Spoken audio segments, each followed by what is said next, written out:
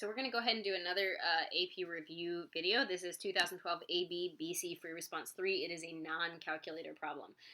All right, so there's a very bad version of the graph in front of you. It is the graph of f of x. So let's read through the problem. Let f be the continuous function defined from -4 to 3, whose graph, consisting of 3 line segments and a semicircle centered at the origin, is given here.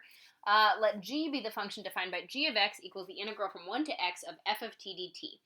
Okay, part A, find the values of g of 2 and g of -2. So this is that first fundamental theorem of calculus question, right? Because the important thing to note here is that the relationship between g and f of x is that g prime is f of x. And you'll see that in a sec when we go to find g prime values in part B. But so in part A, we're asked to find g of 2 and g of -2. So this is going to ask us to use shapes that are easy to find areas for, like semicircles and triangles and trapezoids. So when we're asked to find g of 2, that's based on this definition of g. That's the integral from 1 to 2 of f of t dt, which is the area under this curve from 1 to 2, right? So that g of 2 should be this area from 1 to 2 right here, right? Now, the little wild card here is you're going to have to figure out what y value this is, right?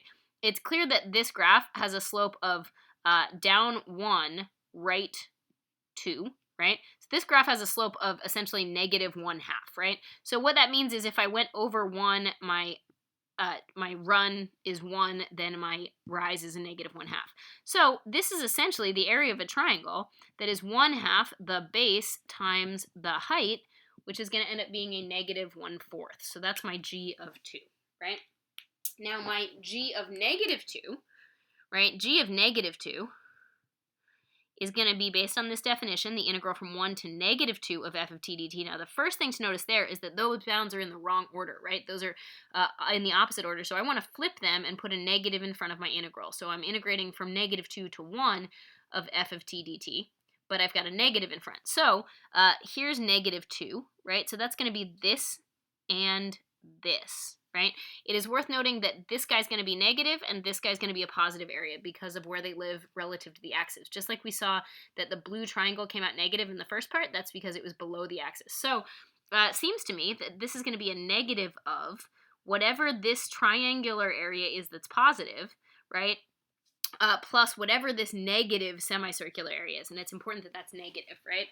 So it seems to me that that's a negative in front of. This thing has a height of 3 and a base that seems to be 1. So that's 1/2 3 times 1, right? And then this guy has a radius of 1, but notice that he should come out negative. The only way to do that is to make the conscious choice to make it negative, because even if you made the radius -1, it won't matter because you're squaring the radius. So this is a minus 1/2 of a pi, and then 1 squared. But notice again, it's a minus, and that's important, right? So when I clean this up, I seem to get a negative in front of the quantity 3/2 minus pi over 2. So when I clean that up, I believe I get a pi over 2 minus 3/2. That is my g of -2, right? All right, so that's your part A. You find g of 2, you find g of -2. Both of them are using easy geometric areas. All right, for part B, for each g prime of -3 and g double prime of -3, find the value or state that it doesn't exist, right? So I need to find g prime of -3 and g double prime of -3. So the first thing I should do when I'm doing part B is figure out the relationship between g and f. So if g is the integral from 1 to x of f of t dt, then g prime of x is the derivative with respect to x of that integral. So this is not the first fundamental theorem of calculus. This is the second fundamental theorem of calculus. It says that these essentially cancel and that I plug the bounds in and then debound, and then minus plug the bound in, debound. So this is going to be f of x times the derivative of x minus f of 1 times the derivative of 1, which is why when we have a constant bound, it goes away. So it turns out that the relationship I need to recognize is that g prime is just f of x. So it's worth making the note right here, oh hey, my eyeballs are looking at the g prime of x graph, right?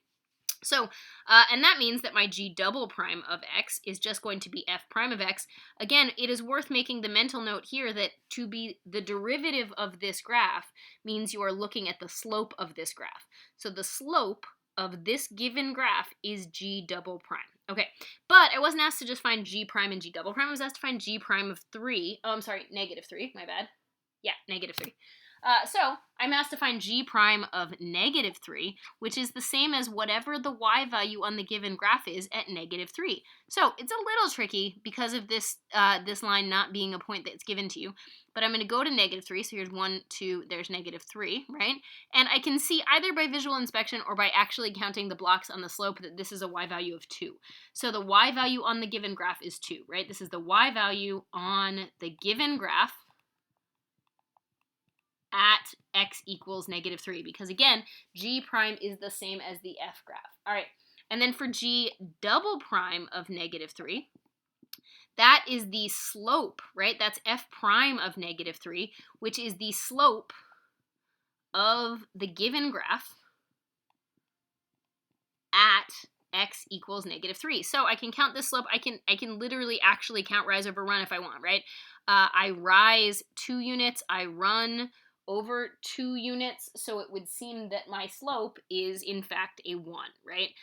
Up 1, right 1, up 1, right 1. So that's a 1, right? So again, my G double prime of negative 3 is a 1. My G prime of negative 3 is a 2. All right, part C. This is the one that looks wordy but probably isn't awful. Find the x-coordinate of each point at which the graph of G has a horizontal tangent line.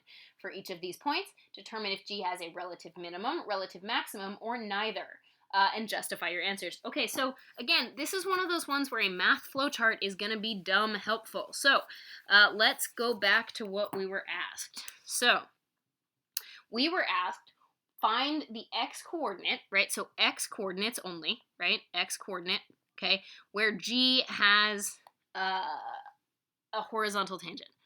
All right, horizontal tangent line. Okay, so that's what I was asked, right? So my job is to first translate that into the actual definition. The definition of G having a horizontal tangent line is that G prime of x equals 0. That's what I need to get, that's what's happening. That's what the horizontal tangent line means.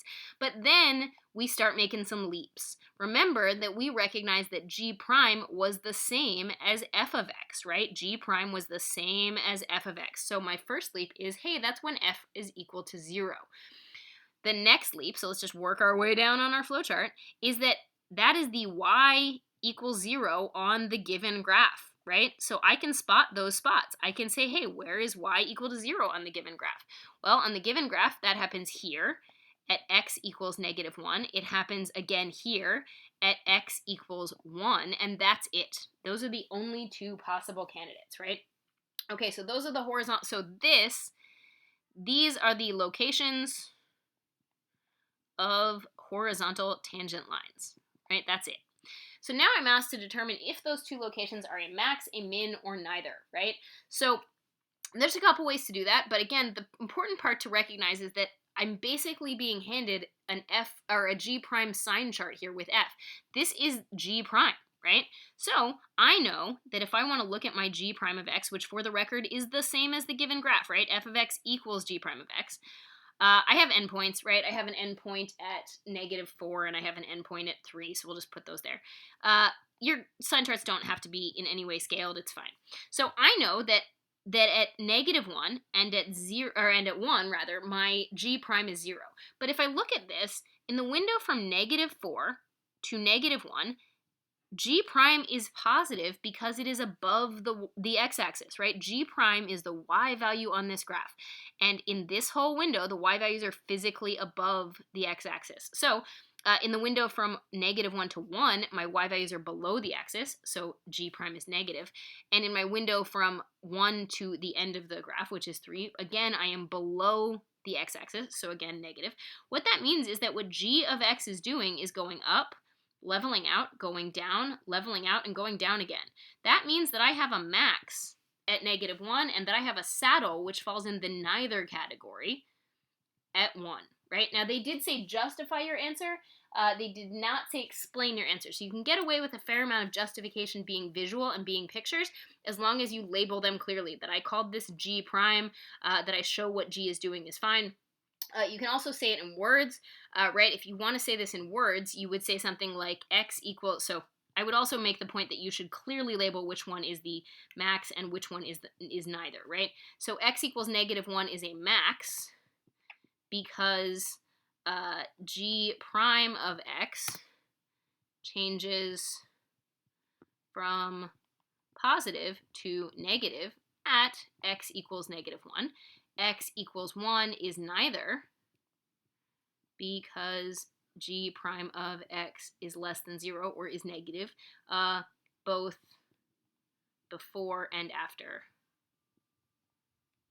right? So essentially at x equals 1, so meaning there's no sign change, right? There's no sign change in g prime of x at x equals 1. All right, that's my part C. All right, let's talk about part D. For the open interval from -4 to 3, find all x values for which the graph of g has a point of inflection. So we're going to make another one of these epic flowcharts again. Again, translating the question is 90% of the problem. So remember that there's a difference between knowledge and cleverness, right? The first step in this flowchart is knowledge, and then after that we step into cleverness. So knowledge is stuff that you can memorize. It's knowing what the derivative of sine is. It's knowing how to derive the power rule. Cleverness is application under pressure and when things are a little bit unusual. So knowledge is being able to regurgitate the definition of what the question means, and then cleverness is being able to make the mental leaps to keep going. So we are asked, for what x values does g have a point of inflection? So the question that we are asked is we want the x coordinates for g point of inflection, right? A g point of inflection. So I need to jump to what the definition is, right? That is knowledge, not cleverness. The definition of g having a point of inflection is that g double prime is 0 or does not exist, right? And changes sign, right? So that's the definition part. That's not about cleverness. That's just, did you memorize the definition of g having a point of inflection? Now we start to make some leaps. Now we have to be a little bit clever. So if I want where g double prime is 0 or g double prime doesn't exist, I need to relate this back to what I can see with my eyeballs. Remember that this graph is g prime. So this is the slope of the given graph, right? The slope of the given graph, because the given graph is g prime. So the slope of the g prime graph is either equal to 0 or does not exist, right? That's what we want, and changes sign, right? But what we need to do is we need to make that mental leap that we are looking for where the slope of this graph is either 0 or doesn't exist. So let's look at where the slopes are 0. And I did a terrible job of butchering this graph already, so I'll see if I can draw some stuff around. Okay, so the slope of this graph does not exist at pointy things. Slope does not exist, so I say g double prime does not exist at the following locations. But that's my next leap. At x equals -2, because there's a point. That's a -2, my bad. There's also a weird pointy thing transitioning into the semicircle. It's hard to see on my terrible graph, but we're going to say at x is -1. There's also a weird pointy thing at x equals 1, right? And they gave me an open interval, so I don't have to worry about the endpoints.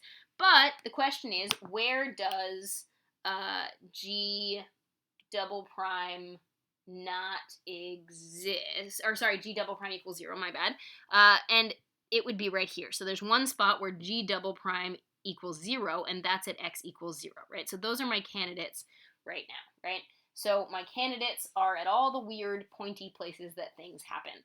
And it actually turns out, I think if we look at this graph, that this actually isn't weird and pointy. It's just hard to tell on my terrible graph. So worst case scenario, we're going to put it in as a point of contention anyway. So, oh, it is weird and pointy. I'm sorry. Yeah, I know what's going on here. So those are all the weird pointy spots, right? So if I look at these, what I want is, if I look at them, I want to know where g double prime changes sign. So I'm going to make a g double prime sign chart, right? G double prime sign chart.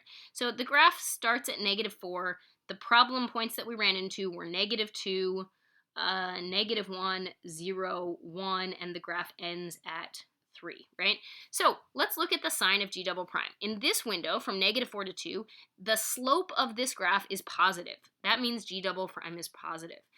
In this window, the slope is negative, and then in this window, it continues to be negative. At 0, it switches to being a positive slope, and then it switches to being negative again. So my points of inflection are here, where there's a sign change, right? Not at -1, even though it was a candidate, it's not a point of inflection because the sign doesn't change. At 0, because the sign of the slope changes from negative to positive, so that's correct and correct. And at 1, because the sign of the slope changes from positive to negative. So my points of inflection are at x equals -2, 1, and 0, because the slope of g prime of x changes sign at those x values. Those are the only x values where it changes sign. So it's worth noting that although -1 was a candidate, it is not a point of inflection because there's no sign change, right? So again, what we want is the slope of g prime changes sign at those values.